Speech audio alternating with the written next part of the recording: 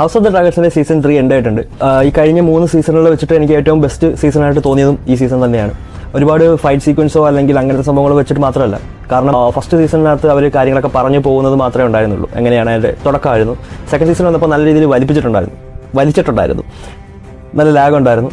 എന്നാൽ ഈ സീസൺ ഞാൻ ഇതിൻ്റെ ഫസ്റ്റ് എപ്പിസോഡ് 2 എപ്പിസോഡ് ഇറങ്ങിയപ്പോൾ തന്നെ ഞാനത് കണ്ടിട്ട് അതിൻ്റെ ഒരു ചെറിയ റിവ്യൂ ഇട്ടിട്ടുണ്ടായിരുന്നു. കാരണം അതുപോലത്തെ തുടക്കമായിരുന്നു. ബാറ്റിൽ ഓഫ് ബുള്ളറ്റ് ആയിരുന്നു നമുക്ക് ഉണ്ടായിരുന്നത്. മാത്രമല്ല അതിനകത്ത് എം ആർ ഡാർസിയുടെ ക്യാരക്ടറിൻ്റെ വെച്ചിട്ട് ഞാൻ കുറേ പറഞ്ഞിട്ടുണ്ടായിരുന്നു. എന്ന് വെച്ചാൽ എനിക്ക് ഒരുപാട് ഇഷ്ടപ്പെട്ടൊരു ക്യാരക്ടറായിരുന്നു ഈ പ്രാവശ്യം കണ്ടതിൽ, അവരുടെ ആ ഒരു പെർഫോമൻസും കാര്യങ്ങളെല്ലാം.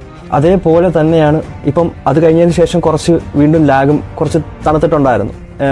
മയങ്ങിയൊക്കെ ഇരുന്നിട്ടാണ് ഞാൻ കണ്ടതൊക്കെ. എന്നാൽ അവസാനത്തെ 2 എപ്പിസോഡ് വീണ്ടും അവർ കൊണ്ടുവന്ന് കത്തിച്ചിട്ടുണ്ട്. ബാറ്റിൽ ഓഫ് ടെമ്പിൾട്ടൺ ആയിരുന്നു ഈ ഫൈനൽ സീസണിൽ വന്നിരിക്കുന്നത്. ഇതിനകത്ത് എഗോൻ്റെ ആ ഒരു ക്യാരക്ടർ ചേഞ്ച്, അതേപോലെ ഡേമൻ്റെ സ്ക്രീൻ പ്രസൻസ് ആയാലും, ഈ റെനേറയെ നമ്മൾ ആദ്യമേ സപ്പോർട്ട് ചെയ്തിരുന്ന സംസാരിച്ചത്, ഇപ്പോൾ അവരെ സപ്പോർട്ട് ചെയ്യണോ അത് മറ്റേ ആൾക്കാരുടെ കൂടെ നിൽക്കണോ എന്നുള്ള രീതിയിലുള്ള അവരുടെ ആ ഒരു ട്രാൻസ്ഫോർമേഷൻ ഇതിൽ അവർ തന്നെ പറയുന്നുണ്ട്. എന്നെ ഒരു മോൺസ്റ്റർ ആക്കരുതെന്ന് ഡേമൻ്റെ അടുത്ത് പറയുന്നൊരു സീനൊക്കെ ഉണ്ട്. അതുപോലത്തെ ഒരു റൈറ്റിങ്ങും കാര്യങ്ങളൊക്കെ വെച്ചിട്ട് മൊത്തത്തിൽ നല്ല പീക്കായിട്ടാണ് സീരീസ് കൊണ്ട് നിർത്തിയിരിക്കുന്നത്. ഇനി ഒരു 1-2 വർഷം കഴിഞ്ഞിട്ട് എന്തായാലും അടുത്ത സീസൺ ഉണ്ടാവുള്ളൂ, അടുത്ത സീസൺ 4 ഉണ്ടാവുള്ളൂ.